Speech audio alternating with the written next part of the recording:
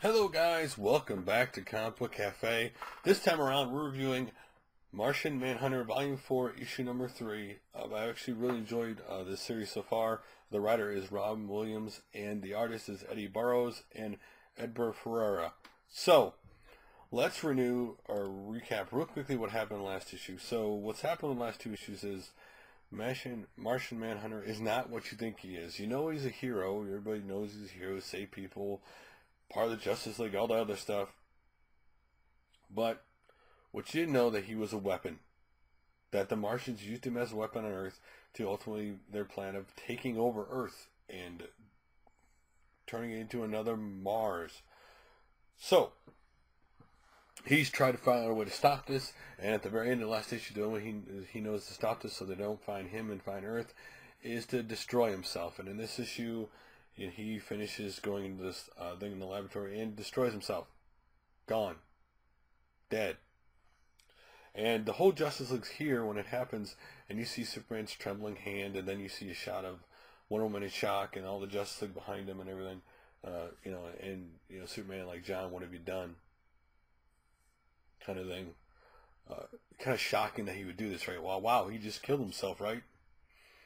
And then we go to the Martian War Room. Because again, one of the simple storylines for Martian Manhunter has been that he's the last of his kind. And we find out that's a lie. He is not the last of his kind. He is this kind's weapon they're going to use to destroy Earth. And there are more of him around. So we go to the Martian War Room, and we see them all talking about, how they're going to bring Mars back, and the weapon's gone, and what do we do now? And then the guy's name, which I cannot pronounce, it's super long, Malefaak,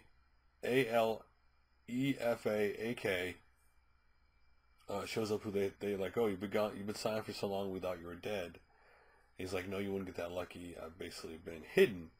And he's like, our weapon was a coward, and a coward remains a coward, and he will not end himself. The weapon is not gone; it's just dispersed. So John is not gone; he's dispersed. And so he's like, so if we're gonna go back, and we need to recover the weapon, and we're gonna take over Earth still. And the other Martians like, how do you do that? He's like, well, you guys are shapeshifters, so shift. And he uses magic, and they say something called anti-red. That's all you hear out of them before they all end up merging together in this big Martian man-eater, as they call it, this big massive monster with different kinds of mouths and gonna eat stuff.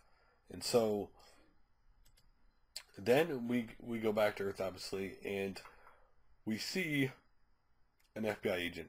What's the name called? And he's sitting in a room with the Martian kid, or a kid whose Martian mother's down in the morgue, who's dead, and he's like, keeps asking a bunch of questions. Who's your brother? Who's this? Who's that? And he's like, my mother's downstairs. You need to go downstairs and burn her. You'll see the truth really is.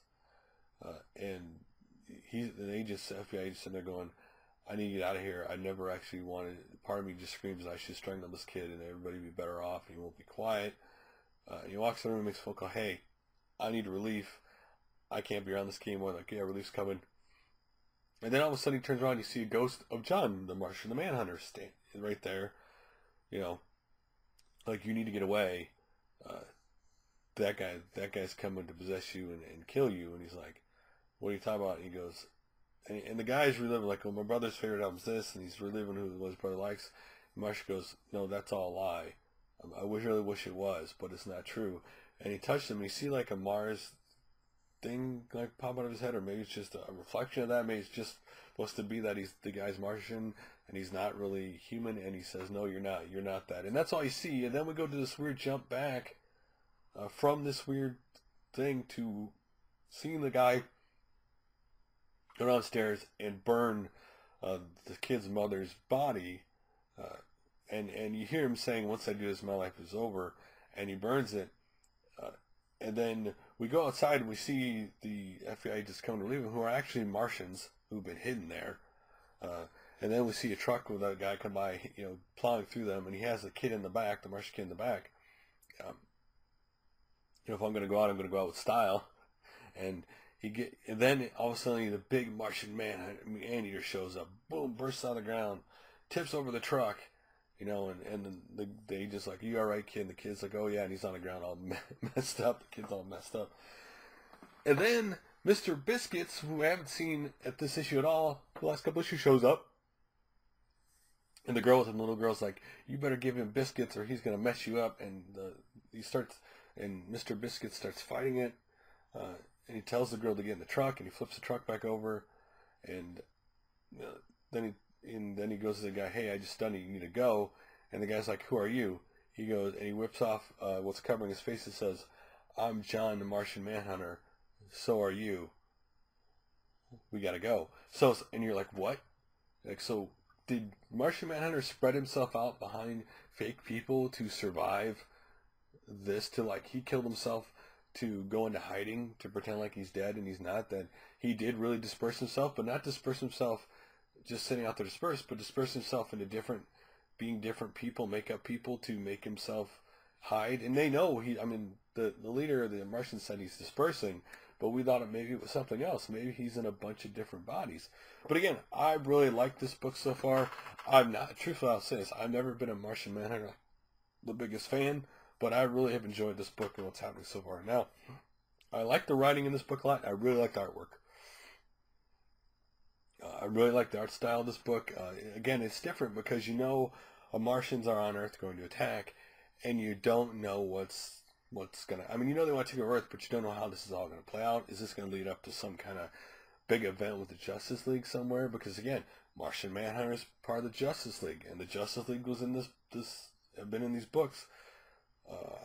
Is that how they're going to do it? But again, a surprising with the way things went with him. Like, you knew he wasn't dead.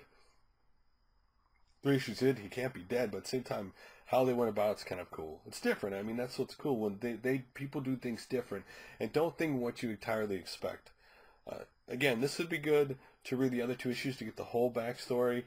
Because he died, you can jump right into this knowing, okay, Mars is going to attack us, and John's the weapon that killed himself. Again, but if you want the full story, and this is a good story so far. What do you guys think of Martian Manhunter Vol.4 issue number 3, or the whole 3 first issues? Again, I like the writing in this book, and I like the art, and it made me like a character I don't normally could care about, and that's what makes a good book to me. Anyway, if you haven't read Martian Manhunter, you really should. A really good book. Of course, overall here I'm positive on books. I'm not normally going to be negative about comic books, and the most negative thing you're probably ever going to hear me say is, that book is alright. But again, if you haven't checked out, you really should check out. Really good book. Anyway, guys, thanks for watching like always. Love to hear your guys' opinions, because it's not just always about me. Love to hear your guys' opinions in the comments below, and I'll make another review soon. Later, guys.